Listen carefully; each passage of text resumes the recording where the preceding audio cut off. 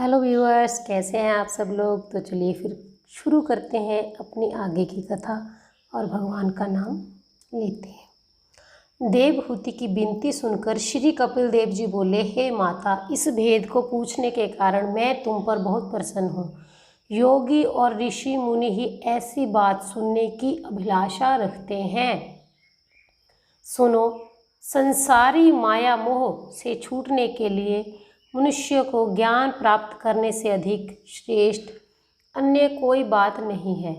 जो माता पिता अपने आत्मियों को ज्ञानोपदेश नहीं करते, उन्हें अपना हित ना जानकर शत्रु समझना उचित है।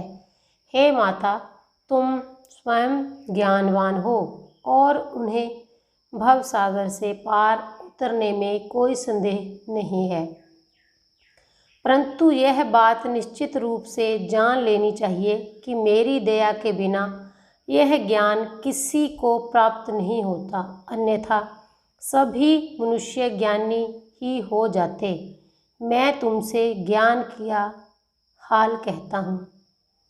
इसे जो भी मनुष्य स्नेहपूर्वक पढ़ेगा वह कृतार्थ होकर भवसागर से पार उतर जाएगा। हे माता, जो लोग काम, क्रोध, लोभ, अहंकार, मद तथा मत्सर के वशीभूत होकर संसारी माया मोह में फंसे रहते हैं, उन्हें नरक अवश्य भोगना पड़ता है। ऐसे काम, क्रोध आदि प्राणी 84 लाख योनियों में जन्म लेकर अनेक प्रकार के कष्ट उठाते हैं। जो मनुष्य इनसे पृथक रहता है वही परब्रह्मा परमेश्वर को प्राप्त कर सकता है। ज्ञान के बिना काम, क्रोध आदि वश में नहीं हो पाते हैं। जो लोग वैराग्य ग्रहण कर भक्ति योग का अभ्यास करते हैं, वे काम, क्रोध आदि को अपने वशीभूत कर लेते हैं। जिन लोगों की मेरे चरणों में सच्ची भक्ति होती है, वे अपनी मुक्ति के लिए मार्ग बना लेते हैं। सांसारिक व्यवहार, अपने परिवार तथा धन आदि से मनुष्य जितनी प्रीति रखता है, उतनी यदि वह भगवत भक्तों से रखे तो सहज ही मुक्ति प्राप्त कर लेता है।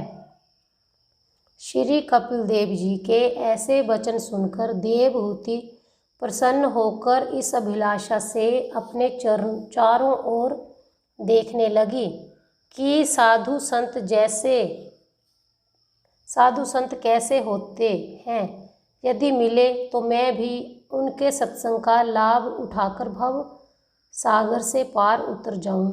उस समय देवहूति के मन के भावों को पहचान कर कपिल देव जी ने फिर कहा, माता, तुम्हें साधु संत तथा ज्ञानी महात्माओं के लक्षण बताता हूँ।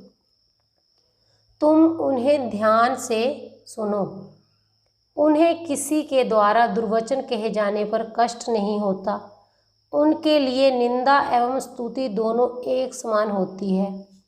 वे सबके शरीर में एक ही परमात्मा का प्रकाश देते हैं। वे दुखी मनुष्यों को देखकर दयाद्र हो उठते हैं और सभी पर अपनी कृपा बिखेरते हैं। वे सब प्राणियों में मित्रता रखते हैं।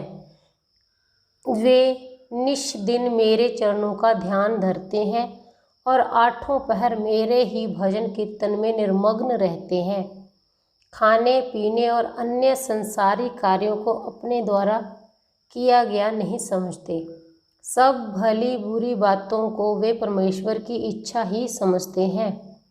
वे सुख तथा दुख को एक साथ समझते हुए मुझसे मिलने की अभिलाषा में घर को त्याग कर जहाँ मेरी कथा तथा चर्चा होती है वहाँ आश्रय लेते हैं। साधु संत वे ही होते हैं जो समदर्शी बनकर पशु पक्षी तथा अन्य सभी जीवों में परमेश्वर का एक सा ही चमत्कार देखते हैं। वे बाहर और भीतर से एक रस होते हैं, बगैर मेरी आज्ञा से कुछ भी नहीं कर सकते।